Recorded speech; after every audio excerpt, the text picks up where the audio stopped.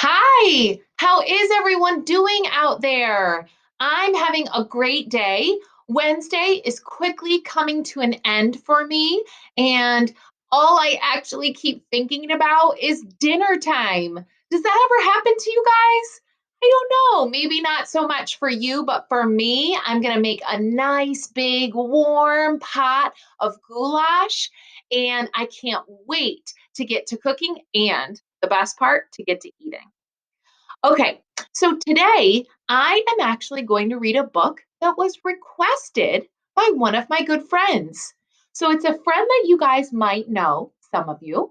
Her name is Julie, and she has requested that I read one of her favorite books from when she was a kid, just like you. So remember when we talked about how books can be classics and good books for years and years and years, like my book that I read the other day, where Miss Nelson is missing. So that's what this book is for Julie. And I like to think that, good stories and ones that you will never forget are just like really good people because we have good people in our lives, just like we have good stories in our lives that we will never forget and we will treasure them for the rest of our lives. So today, the book that I'm going to read for you is one of Julie's treasured stories. So I hope you guys enjoy it. I happen to also love this book.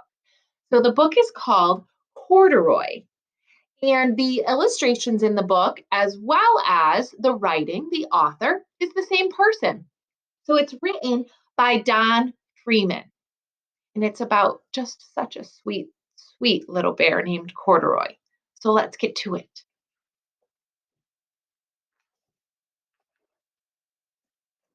Corduroy is a bear who once lived in the toy department of a big store.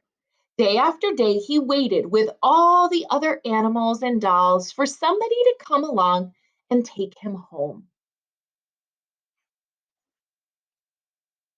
The store was always filled with shoppers, buying all sorts of things, but no one ever seemed to want a small bear in green overalls. Then one morning, a little girl stopped and looked straight into Corduroy's bright eyes. "Oh, Mommy," she said, "look, there's the very bear I've always wanted." "Hmm, not today, dear," her mother sighed. "I've spent too much already.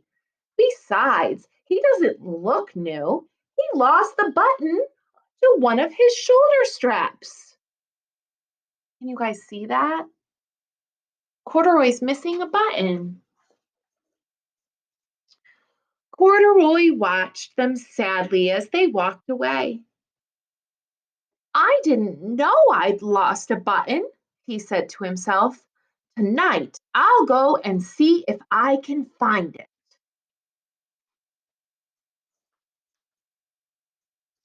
Late that evening, when all the shoppers had gone and the doors were shut and locked, Corduroy climbed carefully down from his shelf and began searching everywhere on the floor for his lost button. I hope he finds it. Suddenly, he felt the floor moving under him. Quite by accident, he had stepped onto an escalator and up he went. Could this be a mountain? He wondered. I think I've always wanted to climb a mountain.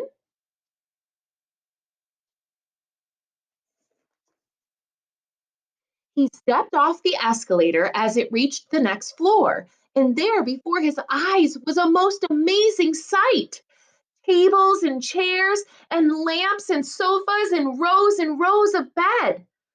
"Oh, this must be a palace," Corduroy gasped. "I guess I've always wanted to live in a palace." It looks like he's in the furniture department. He wandered around admiring the furniture.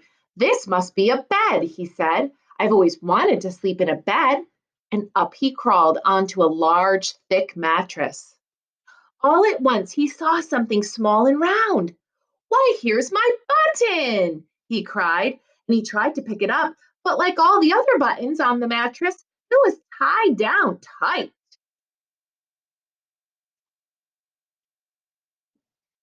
He yanked and pulled with both paws until pop, off came the button, and off the mattress Corduroy toppled.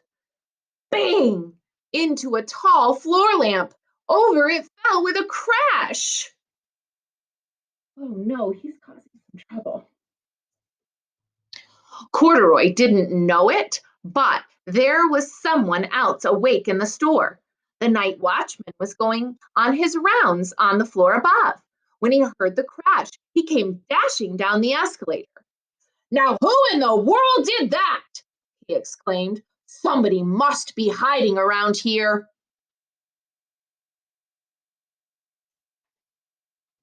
He flashed his light under and over sofas and beds until he came to the biggest bed of all. And there he saw two fuzzy brown ears sticking up from under the cover. Hello? He said. How did you get upstairs?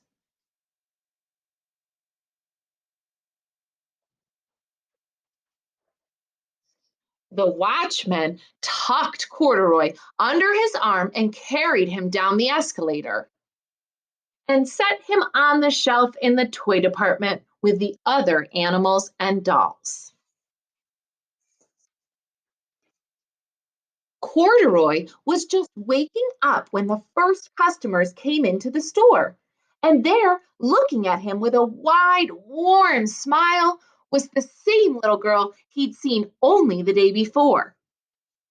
I'm Lisa, she said, and you're going to be my very own bear. Last night, I counted what I've saved in my piggy bank, and my mother said I could bring you home. Shall I put him in a box for you? The sales lady asked. Oh, no, thank you, Lisa answered, and she carried Corduroy home in her arms. She ran all the way up 4 flights of stairs into her family's apartment and straight to her own room. Corduroy blinked. There was a chair and a chest of drawers, and alongside a girl-sized bed stood a little bed, just the right size for him. The room was small, nothing like the enormous palace in the department store. This must be home, he said. I know I've always wanted a home.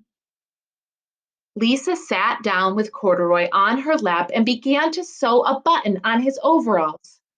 I like you the way you are, she said, but you'll be more comfortable with your shoulder strap fastened.